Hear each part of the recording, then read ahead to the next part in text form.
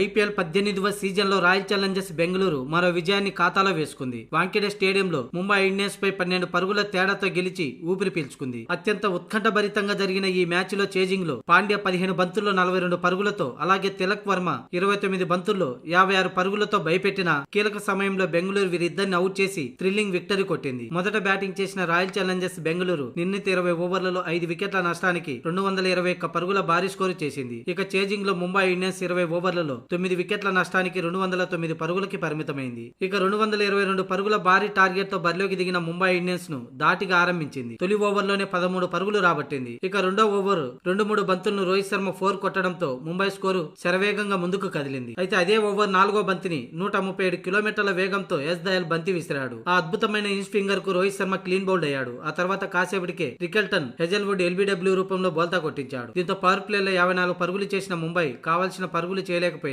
Crease లో ఉన్నంతసేపు ఇబ్బంది పడిన జాక్స్ 22 పరుగుల వద్ద క్రూనాల్ వేసిన బౌన్సర్ కు అవుట్ అయ్యాడు. మరి ఎండులక్ సూర్య 28 పరుగులు చేయడానికి 26 బంతులు తీసుకొని ముంబైను కష్టాల్లోకి నెట్టాడు. దీంతో 12 ఓవర్లలో ముంబై 4 వికెట్ల నష్టానికి 99 పరుగులు మాత్రమే చేయగలిగింది. ఈ దశలో ముంబై చివరి 8 ఓవర్లలో 124 పరుగులు చేయాల్సిన దశలో ఓటమి ఖాయం అనుకున్నారు. అయితే కెప్టెన్ హార్దిక్ పాండ్యా, తిలక్ వర్మ ఈ సమయంలో అసాధారణ బ్యాటింగ్ ను కొనసాగించారు. ముఖ్యంగా పాండ్యా తొలి బంతి నుంచి ఆర్సీబీ బౌలర్లపై ఎదురుదాడికి దిగాడు. అతను ఎదుర్కొన్న తొలి 8 బంతులు ఏకంగా 33 పరుగులు రాబట్టాడు. హార్దిక్ పాండ్యాతో పాటు తిలక్ వర్మ బ్యాట్ జులిపించడంతో 12 నుంచి 16 ఓవర్లలో ముంబై 71 పరుగులు పెండుకుంది. ఈ దశలో బెంగళూరు ఒత్తిడిలో పడింది. మ్యాచ్ ఆసక్తికరంగా సాగుతున్న సమయంలో తిలక్ వర్మ భూవీ బౌలింగ్ లో బౌండరీ వద్ద క్యాచ్ ఇచ్చి అవుట్ అయ్యాడు. ఇక హార్దిక్ పాండ్యా కూడా వెంటనే అవుట్ కావడంతో ముంబైకి ఓటమి తప్పలేదు. మొత్తంగా ఈ మ్యాచ్ లో క్రూనాల్ పాండ్యా 4 వికెట్లు పడగొట్టాడు. హెజల్వుడ్, ఎస్ దయాల్ తలో 2 వికెట్లు తీసుకున్నారు. అంతకుముందు రాయల్ ఛాలెంజర్స్ బెంగళూరు బ్యాటింగ్ లో విజృంభించింది. కెప్టెన్ పట్టిదార్ 32 బంతుల్లోని 64 పరుగులు విధ్వంసకర ఇన్నింగ్స్ ఆడాడు. అతనికి తోడు కోహ్లీ 42 బంతులు 67 పరుగులు చేయగా జితేష్ శర్మ